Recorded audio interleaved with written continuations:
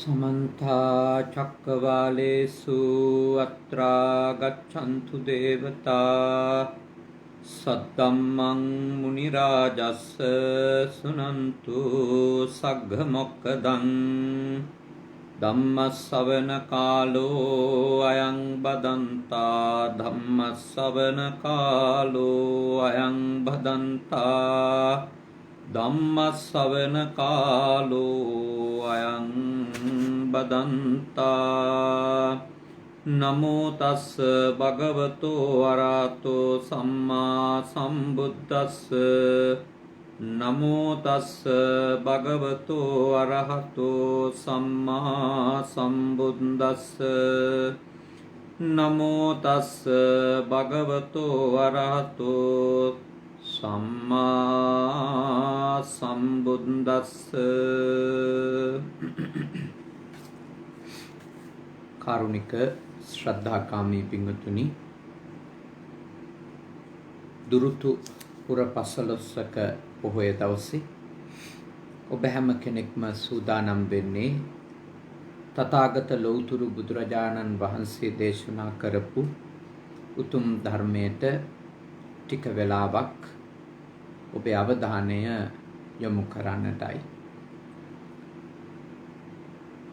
දුරුතුපුර පසළොස්වක පොහොය නිමිති කරගෙන අද මේ ධර්මානුශාසනාව ඔබ හැමදෙනා වෙනුවෙන් සිද්ධ කරන්නේ නව ශ්‍රීලංකාවේ ජීවත් වෙන අපේ කල්යාණ මිත්‍ර දායක පිරිසගේ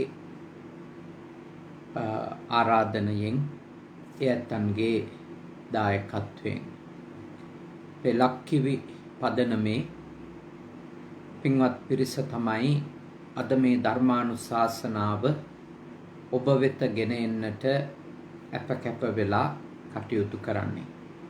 ඒ පින්වත් පිරිස බොහොම ශ්‍රද්ධාවෙන් දීර්ඝ කාලයක් පුරා ආරණිකේතන භික්ෂු පුහුණු මධ්‍යස්ථානයේ කුඩා ස්වාමීන් වහන්සේලාගේ අධ්‍යාපන කටයුතු සෞඛ්‍ය පහසුකම් ප්‍රත්‍ය පහසුකම් ආදිය වෙනුවෙන් මාසිකව බොහෝම අපකැප වෙලා විශාල දායකත්වයක් ලබා දෙමින් කටයුතු කරනවා.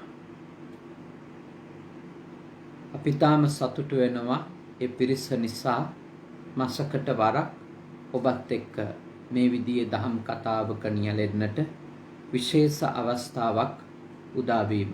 ඉතින් මේ පින්කමේදී අපි විශේෂයෙන් ලක්කිවි පදනමේ අපේ ජීවක කොබ්බෑකඩුව මහත්මාණන්, අක්ෂිකා කොබ්බෑකඩුව මහත්මිය ඇතුළු ලක්කිවි පදනමේ ඉන්නේ තරුණ පිරිසක් ඒ නිලධාරීන් විදියට සභාපතිතුමන්ලා, ලේකම්තුමන්ලා මේ සියලු දෙනාටම ඒ නිලධාරීන්ට සමාජිකත්වයට විතරක් නෙමෙයි ඒ පදනම සමග එකතු වෙලා විවිධ ශාසනික කටයුතු කරන අපේ කල්යාණ මිත්‍ර දායක දායිකාවන්ට, ඒ පවුල් වල ඇත්තන්ට, ඒ වගේම ඒ පුංචි දුවා දරුවන්ට නිදුක් නිරෝගී සුව දීර්ඝායුෂ උදා වේවා.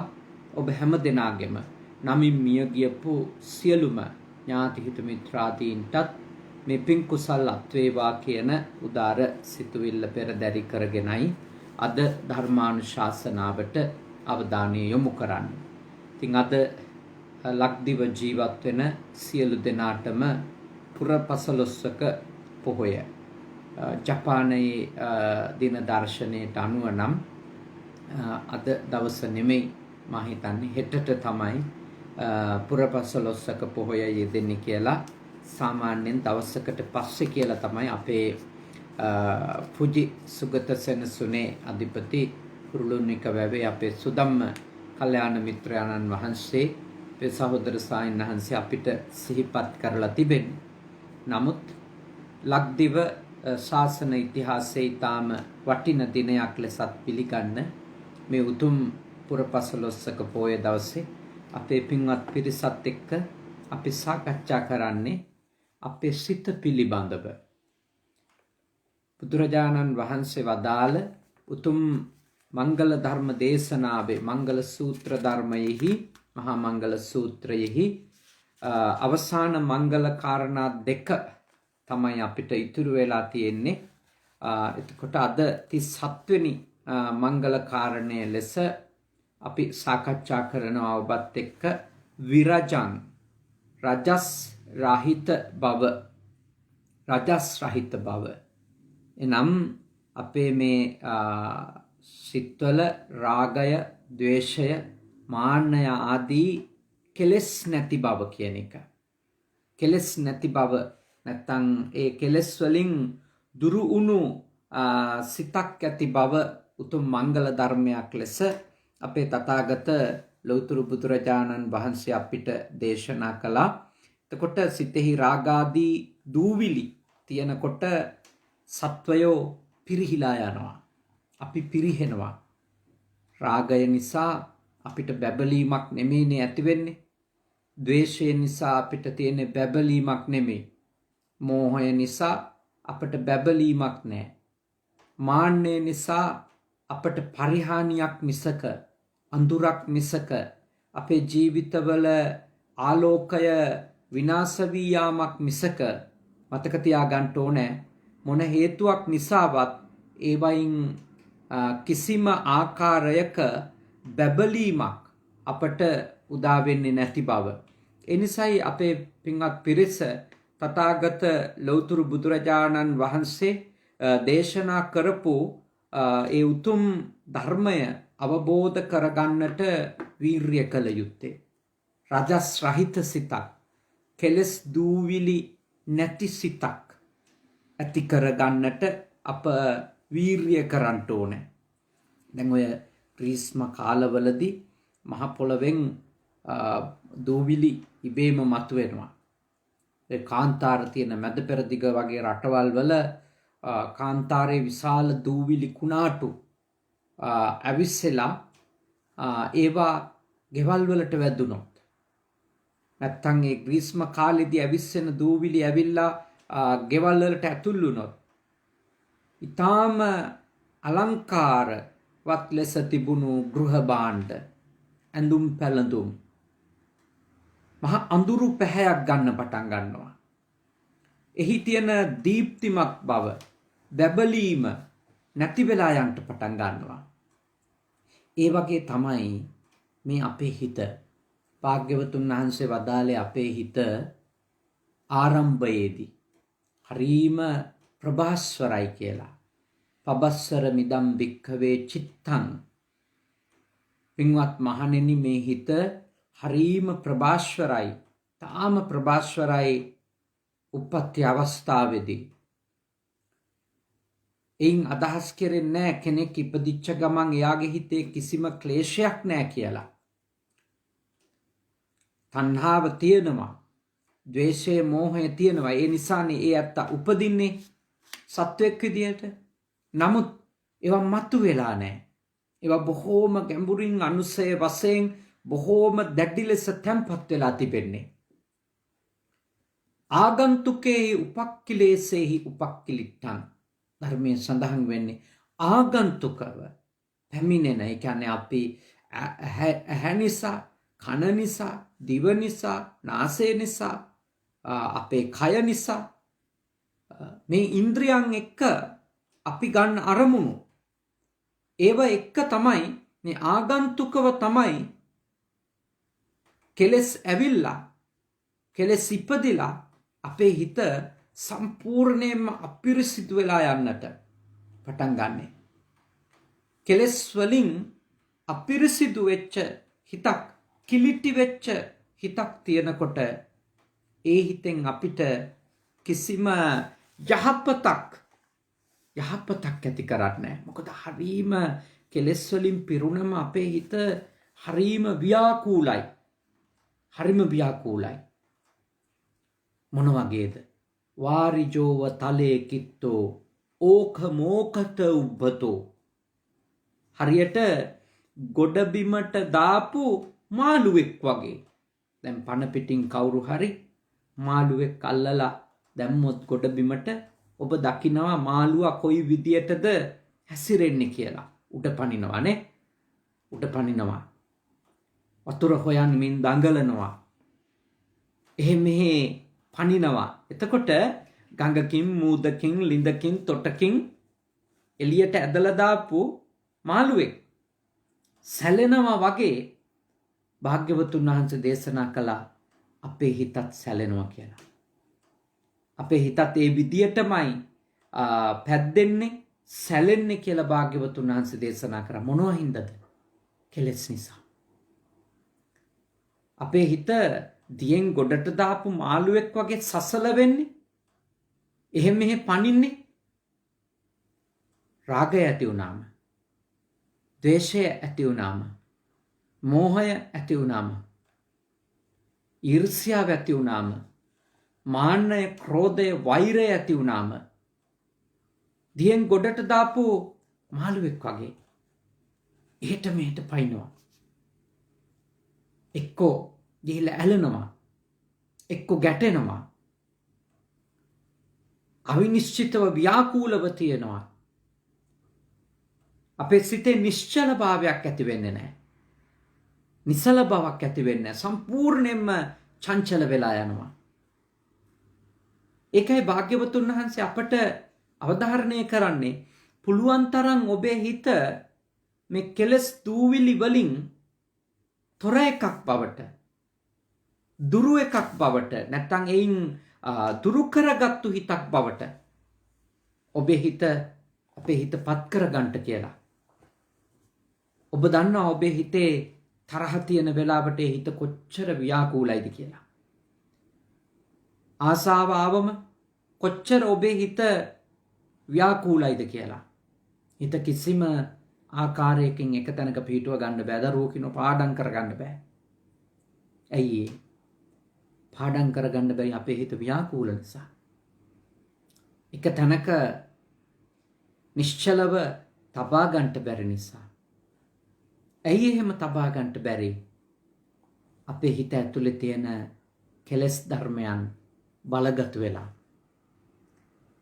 එක්ක යම් කිසි අරමුණකට උග්‍ර ආශාවකින් අපේ හිත පෙළෙමින් තිබෙනවා. පීඩා විඳින්මින් තිබෙනවා. ඒ ආශාව විසින් අපේ හිත කලතලා ගින්නකින් පිච්චෙන තත්ත්වයටපත් කරලා, වේදනාවටපත් කරන තත්ත්වයටපත් කරලා, අසහනයටපත් කරලා. ඉතින් අපිට ඉගෙන ගන්න දෙයකට හිත ඒකාග්‍ර කරන්න බෑ. ආශාවකින් අපේ හිත වැහුණට පස්සේ උයන්න පිහන්න, තරහෙන්, වෛරෙන්, ක්‍රෝධෙන් හිත පිරුණට පස්සේ උයන පිහන දෙයකට, තමන් කරන රැකියාවකට, කිසිම දෙයකට අපේ හිත එකතු කරන්නට බෑ. ව්‍යාකූල වුණාම. එනිසා රජස් වලින් තොර හිත, කෙලෙස් වලින් තොර හිත තමයි තථාගතයන් වහන්සේ අපට දියුණු කරගන්න, ඇති කරගන්න කියන්නේ. කෙලෙස් දූවිලි නැති හිතක්. ඒ කියන්නේ ඒකාග්‍ර හිතක්.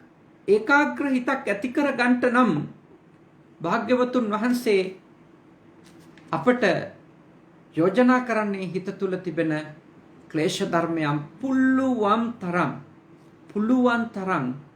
දුරු කරන්නට, අඩු කරන්නට, පාලනය කරන්නට කියලා. මොකද අපට ඇත්තටම සැපෙන් ඉන්න ඕන නම්, ඇත්තටම සැපෙන් ඉන්න ඕන නම්, අපි සැපය අපේක්ෂා කරනවා නම් භාග්‍යවතුන් වහන්සේ අවධාරණය කළා ඔබට හිත නිසා සැපයක් ලැබෙනවා නම් ලැබෙන්නේ කොහොමද? දුන්නිග්ගහස්ස ලහුනෝ යත්තකාම නිපාතිනෝ චිත්තස්ස ධමතෝ සාදු චිත්තං දන්තං සුඛාවහං. ඔබ කැමැති අරමුණක වැටෙන සිත දමනය කරගත්තොත්, හිතේ හැටි තමයි හිත කැමැති අරමුණට ගිහිලා වැටෙන එක. මේ වෙලාවේ ඉන්න කැමැති ප්‍රිය රූපයක නම් හිත එතෙන්ට ගිහිල්ලා වැටෙනවා. එහි හැසිරෙමින් ඉන්නවා. එහි නිමිති ගනිමින් ඉන්නවා. එහි අනුව්‍යංජන ගනිමින් ඉන්නවා. හිතේ ස්වභාවය ඒක. කාමයෙන් ආශක්ත වෙච්ච, කැමැත්තෙන් මුසපත් වෙච්ච සිතේ ස්වභාවය ඊට කැමැති හිත හොයන අරමුණු වල වැටෙන එකමයි. ඒවා එක්ක යැපි ඉන්නවා. ඒවා එක්කම බැඳි ඉන්නවා. හිතේ ස්වභාවය ඒක. හැබැයි කාට හරි කෙනෙකුට භාග්‍යවතුන් වහන්සේ දේශනා කරන සැපෙන් ඉන්න ඕන නම්, සුවසේ ජීවත් වෙන්න ඕන නම් මොකද කරන්න කියන්නේ? ඒ කැමැති අරමුණු වල වැටෙන හිත තමන්ට ඕන විදියට හදාගන්න කියලා. තමන්ට ඕන විදියට দমনය කරගන්න. තවත් විදියකට කියන්නේ මොකද්ද මේ? හිතට ඕන විදියට අපි හැසිරෙන්නේ නැතුව අපිට ඕන විදියට හිත හසුරව ගන්න කියලා.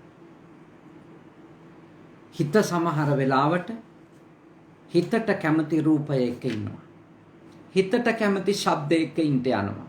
හිතට කැමති රසයක ඉන්න යනවා. හිත ඉල්ලන සුවඳ හොයන්ට යනවා. හිත ඉල්ලන රසය හොයන්ට යනවා. හිත ඉල්ලන පහස හොයන්ට යනවා. හිත ඉල්ලන දේ ඒ හිත ගිහිල්ලා ළඟින්ට ඒ මත්තේ මුසපත් වෙලා ඉන්න කැමති අරමුණ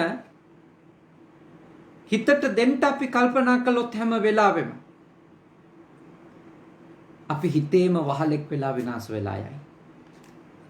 හිතේම වහලෙක් වෙයි.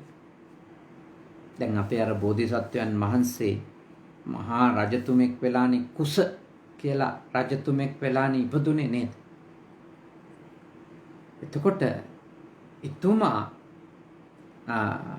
කොච්චර එතුමාගේ මනසේ වහලෙක් වුණාද කියනව නම් පභාවති කියන කුමාරිකාව පිළිබඳව ඉපදිච්ච රාගයෙහි කොච්චර වහලෙක් වුණාද කියනවනම්, කොච්චර මුසපත් වුණාද කියනවනම්, කොච්චර මුසපත් වුණාද කියනවනම් තුම අවුරුදු ගාණක් බැල මෙහෙවර කරනවානේ. ඔහු පිළිකුල් කරන, ඔහුව ප්‍රතික්ෂේප කරන පභාවති පිළිබඳව ඇති වුණු උග්‍ර ආශාවෙන් රාගයෙන් එතුමාගේ හිත මුසපත් වුණාට පස්සේ එතුමට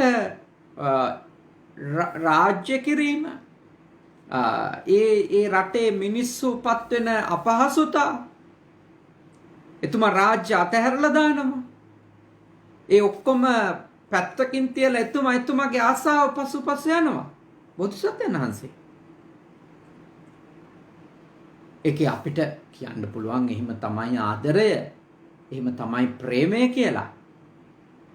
එච්චර ලොකු ප්‍රේමයකින් ඒ සසර ගමනේ බෝධිසත්වයෝ යසෝදරා ඒ අය බැඳිලා ඉඳලා තියෙනවා කියලා ඕන වෙන විදියකටත් ඒක අර්ථකථනය කරගන්න පුළුවන්. නමුත් එතන තිබෙන යථාර්ථය අපි හොයලා බැලුවොත් එතුමාගේ හිත රාගයෙන් උමතු වෙලා, එතුමාගේ හිත ආසාවෙන් මුසපත් වෙලා, එතුමා රාජ්‍ය කියලා කියන්නේ ඉස්සර රජුරුවෝනේ. රටේ රැකවරණී කියලා කියන්නේ කවුද? රජුරුවෝ. රටේ නීතිය කියලා කිව්වේ කාටද ඉස්සර? රජුරුවෝ. ඔක්කොම තනි පුද්ගලයෙක් වටා තිබුණු දෙයක් නේ රජකම කියන එක. සියලු මුළු රටේ ඔක්කොම රජුරුවන්ගේ අභිමතෙන්. දැන් එතකොට ඒ සියලුම පුරවැසියෝ සතාසීපා ඔය රට ඒ ඔක්කොම ටික කිසිදු ආකාරයකින් තැකීමක් කරන්නේ නැතුව ඒවට මොකද වෙන්නේ, ඒගොල්ලොන්ට මොකද වෙන්නේ, මිනිස්සුන් පාලනය කරන්න, ඒ මිනිස්සුන්ගේ ජීවිතවලට රැකවරණය සලසන්න, ඒක මොකක්ද වෙන්නේ කියන එක වැදගත් නැති වුණා කුස රජුට. එයි ඔහු වහල් වෙච්ච, ඔහු මුසපත් වෙච්ච හැඟීම ඇතුලේ ඔහු ගමන් කරන්න ගත්තා. අවුරුදු ගාණක් බැල මෙහෙ කරලා ඔහු ඒ තමන් ඇලුණු කාන්තාව දිනා ගන්න බලනවා. ඒ විදියට ඇලීම් කීපයක් ආවොත් මනුස්ස ජීවිතේක නේද? මනුස්ස ජීවිතේක ඒ වගේ ඇලීම් කීපයක් ආවොත් කොයි වගේ තත්වයක් උදා වේද කියලා හිතන්න. සියලු අරමුණු වලට පයින් ගහයිනේ. දැන් බලන්න සමහර ඇලීම් ඇති වුණාට පස්සේ ඉගෙන ගන්න ළමයින්ට අම්මලා රණ්ඩු කරා, තාත්තලා බැන්නත්, දොස් කිව්වත්, ආදරෙන් කිව්වත්, කරුණාවෙන් කිව්වත්, ඇඬුවත්, දැගෑපත් වුණත්, වැළපුණත් ඕක දැම්ම හරියන්නේ නැහැ. ඕක ඕනි නෑ දැම්ම.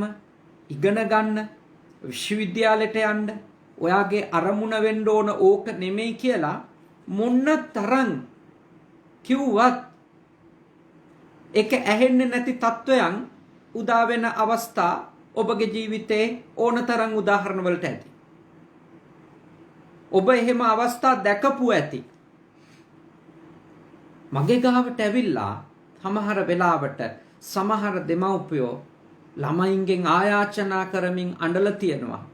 සමහර දේවල් කරන්න එපා කියලා ඉල්ලීම් කරලා තියෙනවා. ළමයාගේ කොච්චර බැන්න, කොච්චර ගැහුවත්, කොච්චර ඇඬුවත්, කොච්චර වැළපුණත් ගල් වගේ ඉන්න ළමයි මම දැකලා තියෙනවා. මගේ අභියසම එක මොහොතකින්වත් පස්සට යන්නේ නැති. එයයි එච්චරට ඇලිලා. ඒ වෙලාවට ඒ දෙමව්පියන්ට මම නම් සිද්ධ කරලා තියෙන්නේ මේ දරුවාගේ හිත ඇලිච්ච ප්‍රමාණය, එයා මුසපත් වෙච්ච ප්‍රමාණය කොච්චරද කියනවා නම් ඔබගේ කඳුළු වලට, ඔබගේ කෑ ගැහිලි වලට, ඔබගේ දඬුවම් වලට, ඔබගේ රණ්ඩු වලට, අපේ අවවාද වලට කිසි දෙයකට ඒ හිතේ තියෙන ඒ ක්ලේශය මුදවන්න සමත් නැහැ අපි. මොකද එහි මුසපත් වෙච්ච කෙනාට සමහර සිතුවිලි වල, රාගාදී සමහර සිතුවිලි වල මුසපත් වෙච්ච කෙනාට මොන විනාශෙ වෙනවා කියලා කවුරු කොච්චර පොළවේ පස් කාලා කිව්වත් ඔළුවට යන්නේ. ඒක තමයි ඒ ක්ලේශ ධර්මයන්හි හැටි.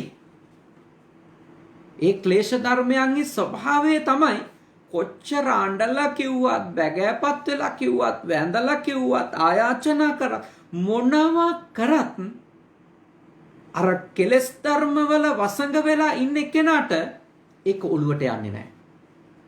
ඒක කොච්චර කියලා දෙන්න උත්සාහ කළත් ඒක හරියන්නේ නැහැ. ඒ කෙලස් කහට, කෙලස් දූවිලි හිත වැහුවට පස්සේ ප්‍රඥාව, ඒ තුල තියෙන ප්‍රඥාව මතුවෙන්නේ නැහැ. ඒකයි භාග්‍යවතුන් වහන්සේ දේශනා කරන්නේ මේ හිත තමන් කැමති තැන තමයි ගිහිල්ලා පතිත වෙන්නේ. තමන් කැමති තැන. යත්තකාම නිපාතිනෝ. තමන් කැමති තැන ගිහිල්ලා පතිත වෙලා වැටිලා läගගෙන ඒකේ මුසපත් වෙලා ඒකේ මේ සිහි නැතුව මුලා වෙලා ඒ අරමුණේම යන්න තමයි හිත කැමති. කවුරු හරි කෙනෙක් ඉතින් සිහි කල්පනාවෙන් මොලේ පාවිච්චි කරලා නේද? මොලේ පාවිච්චි කරලා බුද්ධිමත්ව තමන්ගේ මනස හදාගත්තොත්, හිත පාලනය කරගත්තොත් එයා ලොකු ජයග්‍රහණයක් ලබනවා. ලොකු ජයග්‍රහණයක් ලබනවා. ලෞකික ජීවිතේ සාර්ථක වෙනවා. තමන්ගේ හිතේ කෙලෙස් අඩුයි නම්, රජස් කෙලෙස් නැමැති දූවිලි අඩු නම් එයා ලෞකික ජීවිතෙත් ගොඩක් ජයග්‍රහණ ලබනවා. ආධ්‍යාත්මිකව නම් එයා යන ඉහළ, එයා පත් වෙන උසස් තත්වය කියලා නිම කරන්නට බැරි තරම් උසස් සැනසීමක් එයා අත්විඳිනවා. රජස් රහිත සිතක්, රජස් නැති සිතක් කියන්නේ උතුම් මංගල ධර්මයක් කියලා භාග්‍යවතුන් වහන්සේ අපිට දේශනා කළේ ඒකයි. හිත හදාගත්තේ නැතොත් අපි ඉවරයි මේ ආත්මේ. අපි ලොකු විනාශයක් කරා, ලොකු අනතුරක් කරා අපි ගමන් කරන්න පුළුවන්. මොකද මේ හිත පුදුම වේගවත් ධර්මයක්. ආලෝකයට වඩා වේගවත්. විදුලියට වඩා මේ හිත වේගවත්. සුළඟට වඩා වේගවත්. ගලන ජලයට වඩා මේ හිත වේගවත්. මේ හිතේ වේගය මනින්න නිර්ණායක නැහැ. ආලෝක වර්ෂ වලින් කියන්න බෑ හිතේ වේගය. හිතේ වේගය ඊට වඩා බලවත්, ඊට වඩා වේගවත් හිත. ඒ නිසා ඔබත් මමත් උත්සාහ කළ යුත්තේ දුරන් ගමන් ඒක චරන්නේ දුර ගමන් යන දුර දිවෙන ගමන් ඇති තනිව හැසිරෙන කඟ වේනෙක් වගේ හිත එක වෙලාවක එක අරමුණක විතරමයි හැසිරෙන්නේ බොහෝ දුර තියෙන අරමුණු ගන්නවා කියලා එතන ඉඳන් වෙන රටක තියෙන අරමුණක් ගන්න පුළුවන් හිතට දුර තියෙන අරමුණු ගන්නවා දුරංග මං කිව්වේ ඒකයි දුර තියෙන අරමුණු අල්ලනවා නැතුව මේ කයෙන් අයින් වෙලා හිත යනවා කියන එක නෙමෙයි සිතට පුළුවන් ඊටාම දුර තියෙන අරමුණු අල්ලගන්න ඒ මුසපත් වෙන්න මානසිකාර කරන්න ඒවා මතක් කර කර ඉන්න පුළුවන් තනිව හැසිරෙන එක අරමුණක එක වෙලාවක හිත හැසිරෙන්නේ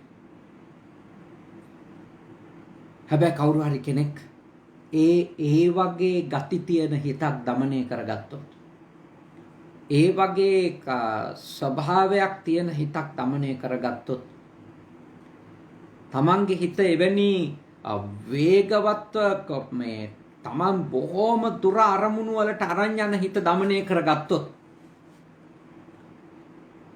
එයා මායාගේ බන්ධනයෙන් නිදහස් වෙනවා මොක්ඛන්ති මාර බන්ධනයි කිව්වේ රහතන් වහන්සේ කෙනෙක්. භාගිනීය සංඝරක්කිත තෙරුන් වහන්සේගේ කතාව ඔබ අහලා තියෙනවනේ නේද? ඒ කතාවේ මේ උන්වහන්සේ මේ තමන්ගේ ගුරුවරයාට පවන් සලමින් කල්පනා කරනවා මේ සිවුරු ඇරලා යන හැටි. සිවුරු අතෑරලා ගිහිල්ලා කසාද බඳින හැටි. පවන් සලන ගමන් වටාපතෙන් පවන් සලන ගමන්. එතකොට කල්පනා කරනවා යනවා සිවුරු ඇරලා යනවා ගිහිල්ලා සල්ලි හම්බ කරනවා පොහොසත් වෙනවා මගේම කියලා මේ වාහනයක් රථයක් ගන්නවා ඊට පස්සේ මම අපේ හාමුදුරුවෝ බලන්න එනවා මගේ බිරිඳයි ළමයි එක්ක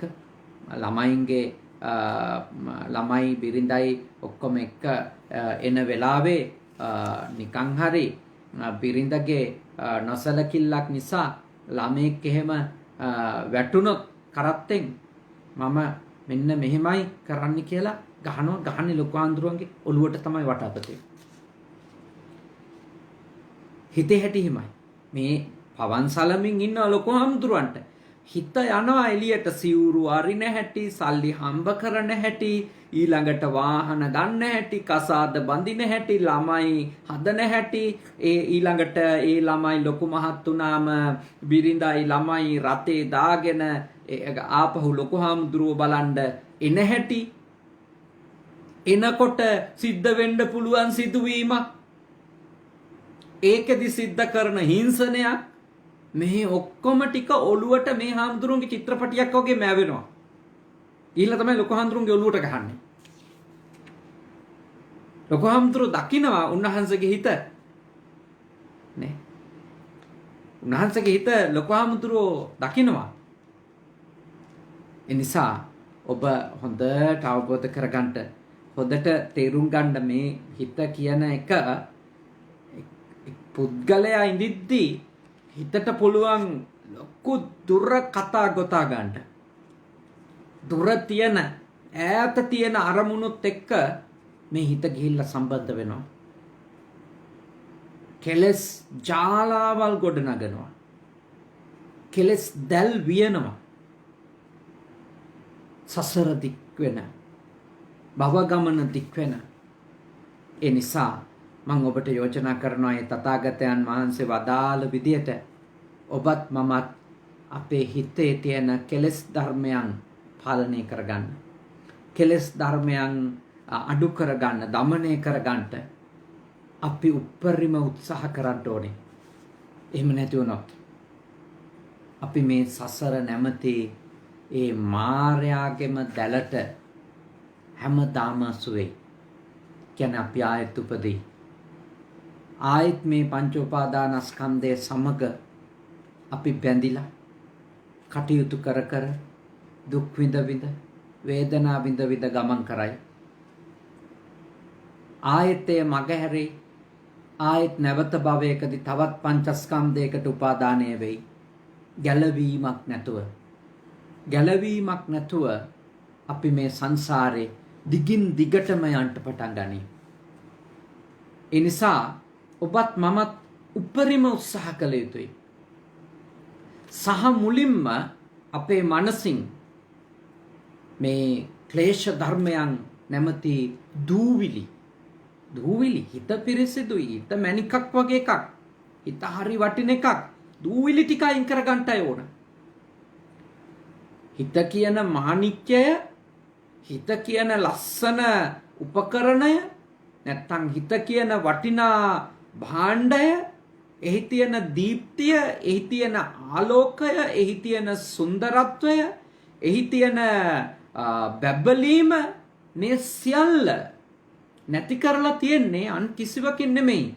රාගයෙන්, ද්වේෂයෙන්, මෝහයෙන්, මාන්නයෙන්, ඊර්ෂ්‍යාවෙන් මේ ටික අයින් කරගත්තොත්, මේ දූවිලි ටික නැති කරගත්තොත් තථාගත භාග්‍යවත් බුදුරජාණන් වහන්සේ දේශනා කළා මායාවේ බන්ධනෙන් මිදෙන්න පුළුවන් කියලා.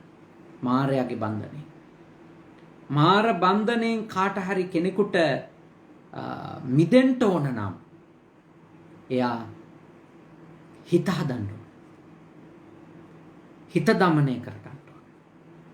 ඒ චිත්තං සංයමේ සම්ති. යමෙක් ඒ හිත දමනය කරනවද මොක්ඛන්ති මාර බන්ධන. මායාවේ බන්ධනෙන් එයා නිදහස් වෙනවා.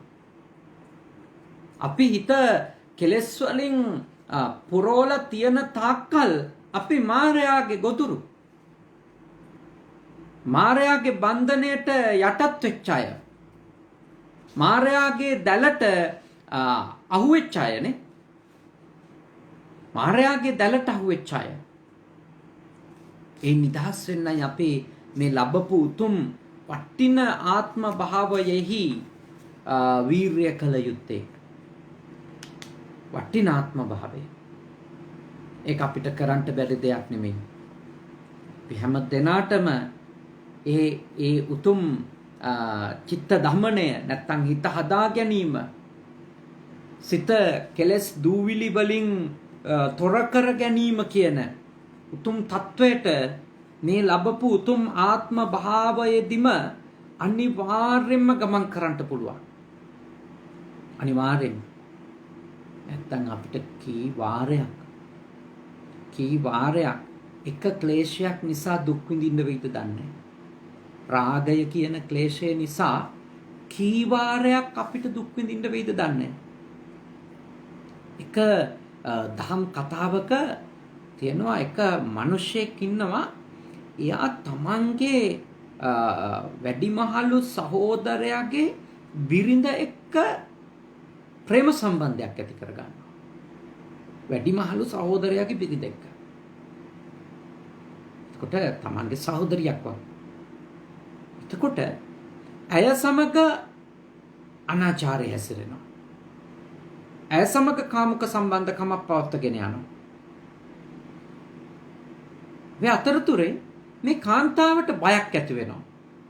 ස්වාමි පුරුෂයා මේක දැක්කොත්, වෙන කෙනෙක් මේක දැනගත්තොත් ලොකු විපතක්, මට මහ නින්දාවක් විඳින්න වෙයි. ඊට පස්සේ අර ස්වාමි පුරුෂයාගේ සහෝදරයාට අර කාන්තාව කියනවා අපි දෙන්නටම මහ නින්දාවක් වෙන්න පුළුවන්, ලැජ්ජාවක් වෙන්න පුළුවන් නුඹගේ සහෝදරයා මේක දැකලා කිව්වොත්, මේකට ගැටෙන්න ආවොත්. ඒ නිසා යාව කොහොම හරි මරන්න ඕනේ. ඒ කාන්තාවට කොච්චර ඒ පිරිමියා මුසපත් වෙලා ඉන්නවද කියලා කිව්වොත්, කාන්තාවට නෙමෙයි හිතට ඒ රාගයට එයා කොච්චර මුසපත් වෙලා ඉන්නවද කියලා කියනවා නම් කතාවේ තියෙන්නේ කාන්තාවට කියලා. ඇත්තටම හිතටනේ. තමන්ගේ තියෙන මනසට කොච්චර මුසපත් වෙලා ඉන්නවද කියනවා නම් එයා කල්පනා කරනවා, ඔව් මටත් නින්දාවක් වෙන්නේ, මෑටත් නින්දාවක් වෙන්නේ. ඒ නිසා හොඳම දේ තමයි මරලා දාන්න ඕන.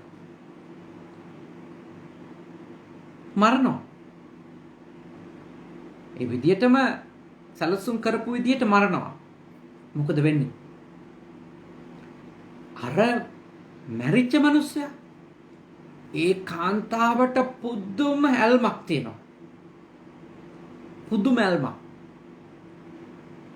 තින් ඒ ධම් කතාවේ තියෙනවා ඒ මිනිස්සයා මැරිලා උපදිනවා ගැරඩියෙක් වෙලා. ගැරඩියෙක් වෙලා උපදිනවා. උපදින්නේ අර කාන්තාව කෙරෙහි ඇල්මෙන්. අන්තිමට හැම තිස්සෙම අර කාන්තාවගේ ඇඟට කොහොම හරි ඇවිල්ලා මේ ගැරන්ඩිය වැටෙනවා. එච්චරට ඇය කෙරෙහි ඇල්මකින් තමයි මෙයා මිය ගිහින් තියෙන්නේ. එතකොට ඇඟට වැටෙනවා, ඇඟේ දැවටෙනවා. කාන්තාව දැනගන්නා මේනම් මේ මගේ ස්වාමි පුරුෂයාම වෙන්න ඕන. මොකද කරන්නේ? කියනවා මේ වැටෙන්නේ මේ ස්වාමි පුරුෂයාම තමයි මේ ගැරන්ඩියා වෙන කවුරුත් නෙමෙයි. මගේ ඇඟටම වැටෙනවා හැම තැනම කොතන ගිහින් හිටියත් ඇඟේ දැවටෙනවා, ඇඟේ එතෙනවා, මරලා දාමු කියලා.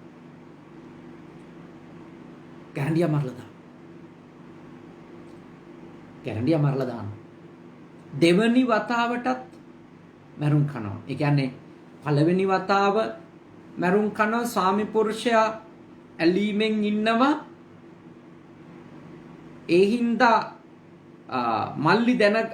මල්ලිගේ තමන්ගේ අතර තියෙන සම්බන්ධය දැනගත්තොත් නින්දාවක් වෙයි කියලා හිතලා කාන්තාවත් ඒ සොහොයුරත් ඒ පිරිමියා මරලා දානවා. දෙවනි සැරේට ගැරන්ඩියෙක් විදියට ඉපදිලා ඇඟේ දැවටි ඉඳ ගිහිල්ලා එයින් මරුන් කනවා. ඒත් ඇලීම ඉවරුණාද? නෑ. ඇය කෙරෙහි තිබුණු ඇලීම ඒ දහම් කතාවේ තියෙන තවත් වැඩි කරගෙන උපදිනවා ඒ ගෙදරම බලු පැටියෙක් වෙලා. ඒ ගෙදරම බැල්ලියෙක්ගේ කුසේ උපදිනවා බලු පැටියෙක් වෙලා. මොකද කරන්නේ? බලු පැටියාගේ වැඩේම අර කාන්තාව යන තැනට යනවා, ඇඟට පනිනවා, ඇඟේ දැවටි ඉන්නවා. ඉතින් ගමේ මිනිස්සුත් විහිළු කරනවා. ස්ථිරවම ඔය නම් මැරිච්ච ස්වාමි පුරුෂයාම තමයි එන්නේ කියලා. ලැජ්ජාවටපත් වෙනවා. දෙන්න කතා කරනවා. මොකද කරන්නේ? බලු පැටියත් මරනවා. බලු පැටියත් මරලා දානවා. තුන්වෙනි සැරේටත් මරුන් කනවා. දැවටෙන්න, ඇලෙන්න, මුසපත් වෙන්න ගිහලා තුන්වෙනි සැරේටත් බලු පැටියෙක් කියලා ඉපදිලත් මරුන් කනවා. මේ කාන්තාව රූමත්ව බොහොම කල්ගත වෙද්දී ඒ ගෙදරම ආයෙසරයක් දහම් කතාවේ තියෙන වහු පැටියෙක් වෙලා උපදිනවා. ඒ වහු පැටියත් ඉපදිච්ච දා ඉඳලා මේ කාන්තාව පසුපසුමයි. මූණ ලෙව කන්ටෙනවා, ඇඟ ලෙව කන්ටෙනවා, දැවටෙන්ටෙනවා, යන තැන පස්සෙන් එනවා, දකින්ට නැති වුණොත් කෑ ගහනවා. අන්තිමට මේකත් ඒ ගමේ ඒ පළාතේ මහා කතාවක්, විහිළුවක් බවට පත් වෙනවා. කියන්න පටන් ගන්නවා මේ ඉපදිලා තියෙන්නේ තමුන්ගේ ස්වාමි පුරුෂයාම තමයි, ඔන්න ඒ ගමන හරප්පැටියෙක් වෙලා ඇවිල්ලා. අන්තිමට මොකද වෙන්නේ? ආයෙත් කතා කරලා මරලා දැම්මා කියලා කියනවා ඒ හරප්පැටියා. ඔහොම අවස්ථා හතරකදී ඇලීම කියන මනෝභාවය නිසා, රාගය කියන මනෝභාවය නිසා මරුන් කෑම් වලට ලක් වෙනවා. ඒ දහම් කතාවේ අපිට ලබා දෙන පාඩම මොකද්ද? අපි යම්කිසි එක මනෝභාවයක මුසපත් වුණු කෙනෙකු බවට පත් වුණොත්, ඒ එක මනෝභාවය නිසා, ඒ එක සිතුවිල්ල නිසා අපිට අවස්ථා ගානකදී කරදර එන්න පුළුවන්. විපත්ති එන්න පුළුවන්. ප්‍රශ්න එන්න පුළුවන්. ජීවිතය අහිමි වෙන්න පුළුවන්. නිന്ദා පහස විඳින්න වෙන්න පුළුවන්. අඬන්ට වෙන්න පුළුවන්. වැළපෙන්න වෙන්න පුළුවන්. එතකොට ඒ රාගය කියන ක්ලේශ ධර්මයෙන් දැන් අර පුද්ගලයා 4 පාරක් මැරුම් කන්නේ මිනිස්සෙක් විදියට, ගැරන්ඩියෙක් විදියට, බලු පැටියෙක් විදියට, අරප් පැටියෙක් විදියට මැරුම් කන්නේ. රාගය කියන අර කාන්තාව කෙරෙහි ඇලීම නිසා ඇය ආසන්නයේම තිරිසන් සතෙක් වෙලා හරි උපදින්න යනවා. අන්තිමට ඒකත් එක්ක එන ගැටුමේදී මැරුම් කනවා. මේක ඔබ අවබෝධ කරගන්න. මේක කෙනෙකුට හිතෙන්න පුළුවන් එක සුරංගනා කතාවක් වගේ නේද? නෑ, කතාව කුමක් වුණත් ඒ කතාව අපිට ඕනනම් අපේ ජීවිතවල මේ ආත්මෙදිම එකම සිතුවිල්ල නිසා අපි 7-8 වංගිය අපහසුතාවලට පත් වෙච්ච අවස්ථා ගැන හිතුවොත් ඒ කතාවේ කියන පණිවුඩේ තේරෙන්නේ නැත. තරහ කියන සිතුවිල්ලේ මුසපත් වුණොත් ඒ ද්වේෂයේ තරහ කියන සිතුවිල්ල නිසා අපි ජීවිතයේ අවස්ථා කීයකනම් එකම විදියට අපහසුතාවලට පත් වෙලා ඇද්ද? නේද? රාගය කියන සිතුවිල්ල තුල අපි මුසපත් වුණොත් ඒ රාගය කියන සිතුවිල්ල නිසා එකම ජීවිතේ එකම භවයේ අවස්ථා කීපයක අපි අපහසුතාවලට පත් වෙන්න බැරිද? රණ්ඩු සරුවල් වල පැටලෙන්න, අඬන්න වැළපෙන්න, නිന്ദා අපහාස විඳින්න, හිරේ විලංගුවේ වැටෙන්න, විවිධ අපවාද උපවාද වලට ලක් වෙන්න, සමාජ ගැරහුම් වලට ලක් වෙන්න. කොච්චර දේවල් වෙනවද? එක සිතුවිල්ලකින් නිදහස් වෙන්න අපි අකමැති නිසා. ඒ සිතුවිල්ලම මුසපත් වෙලා, ඒ සිතුවිල්ලම වසඟ වෙලා ඉන්න යෑම නිසා කවුරු මොනවා කිව්වත්, මොන තරම් ප්‍රශ්න ආවත් සමහර සිතුවිලි වලින් හිත නිදහස් කරගන්න අපි අකමැති නිසා අපි එහෙම අපහසුතාවලට පත් වෙලා තියෙන එකපාරේද? අපි කියමුකෝ අර මිනිස්සයා 4 වාරයක් මැරුම් කෑවේ නැහැ කියලා. හිතින් මෙරි කීසරයක් ඉපදිලා tie දෙක සිතුවිල්ලක් නිසා. කාට හරි තියෙන ආදරෙහිඳ, කාට හරි තියෙන ප්‍රේමය නිසා මැරුම් කෑවේ නැති වුණාට හිතින් කීසරයක් නම් මෙරි ඉපදිලා තියේද? හිතින් කීසරයක් මැරෙනවද? මෙරි උපදිනවද? සමහරු නිසා හිතින් මැරිච්ච වාර ගාන, මහ වේදනාවන් වලට පත් වෙච්ච වාර ගාන කොච්චරද කියලා හිතන්න පුළුවන්ද? තරහ නිසා ඒ විදියට, වෛරය නිසා, ඊර්ෂ්‍යාව නිසා, ආදරය ප්‍රේමය නිසා, මේ ඔක්කොම කෙලස් දූවිලිනේ. මේ ඔක්කොම කෙලස් දූවිලි. මේ කෙලස් කාට? කෙලස් දූවිලි. මේවා නිසා අපි කී වරක් නම් මෙරි උපදිනවද? අර මනුස්සයා වගේ නේද? අර මනුස්සයා වගේ. දැන් කතාව තේරෙනවා. අර මනුස්සයා බල්ලෙක් වෙලා උපදිනවා, හරකෙක් වෙලා උපදිනවා, ගැරන්ඩියෙක් වෙලා උපදිනවා. ඒ වගේ අපි මේ ලෝකෙම එක එක්කෙනා ගාව සුනකයෝ මට්ටමට වැටිලා සමහර සිතුවිලි නිසා ජීවත් වෙන්නේ නැද්ද? හරක් වගේ සමහර සිතුවිලි නිසා ජීවත් වෙන්නේ නැද්ද? මොනවත් කරගන්න බැරි ගැරන්ඩියෝ වගේ ඉපදිලා අපි සමහර අයගේ ගාව සමහර දේවල් ගාව ජීවත් වෙන්නේ නැද්ද? සමහර සිතුවිලි නිසා. මේ ලෝකෙදිම ඔය වගේ උප්පත්ති කීපයක් අපි නියෝජනය කරන්නේ නැද්ද? සමහර වසඟ වීම නිසා.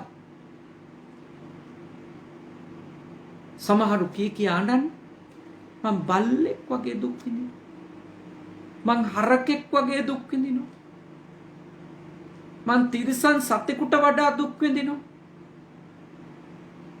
මොකක් කියද? තමන්ගේ මනසේ තියෙන ඇලීම හින්දානේ.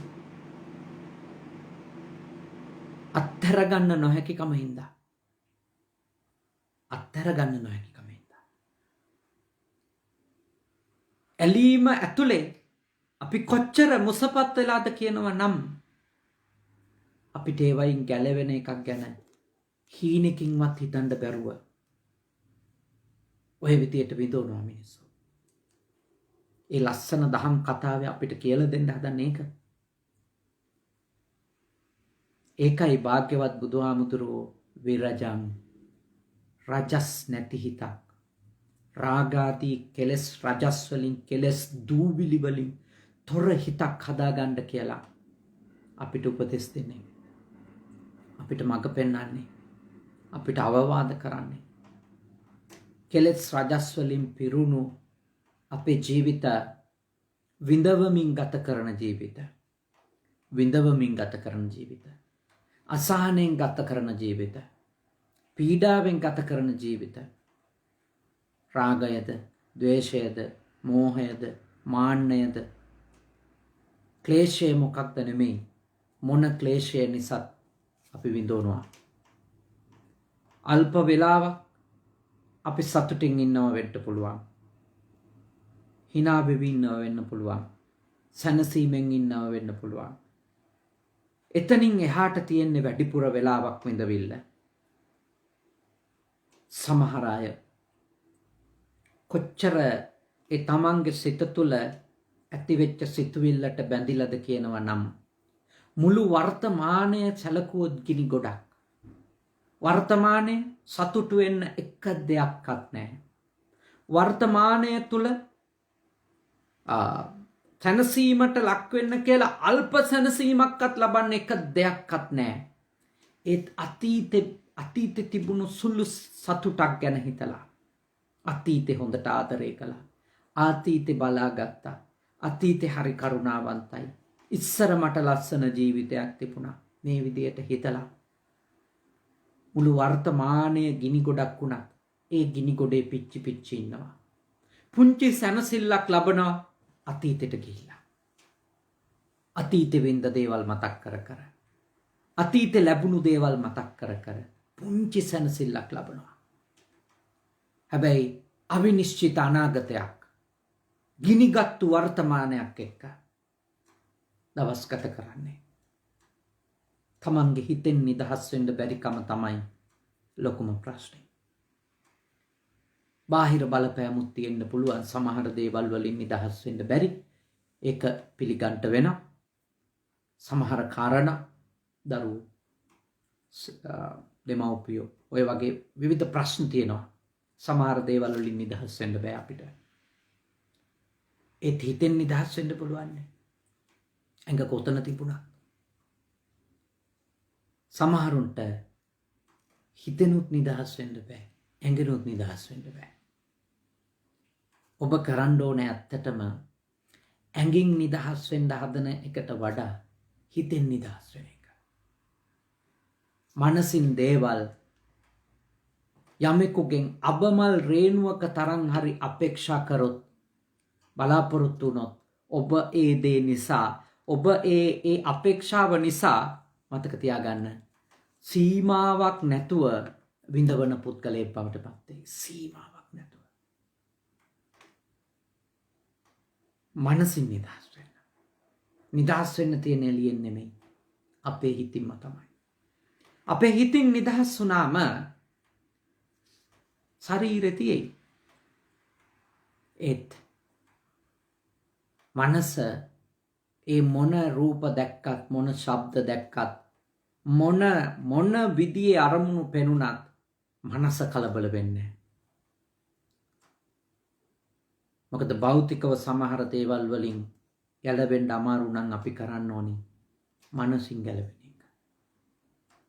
මනසින් මේ දේවල් වලට වටිනාකම් දෙන එක, නවත්තන එක. එතනින් විතරයි ඔබට සතුටින් ඉන්න, සැනසීමෙන් ඉන්න අවශ්‍ය පරිසරය උදා කරගන්න පුළුවන්.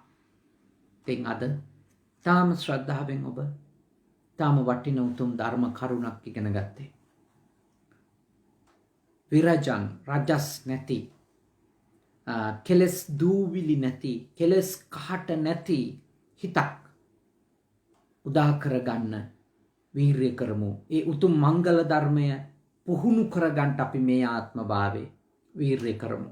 අඩුම අපි දැනුවත් වෙමු. අපි මෙච්චර අඥාන වෙලා තියෙන්නේ කෙලස් දූවිලි වලින් හිත වැහිලා තියෙන හින්දා කියලා.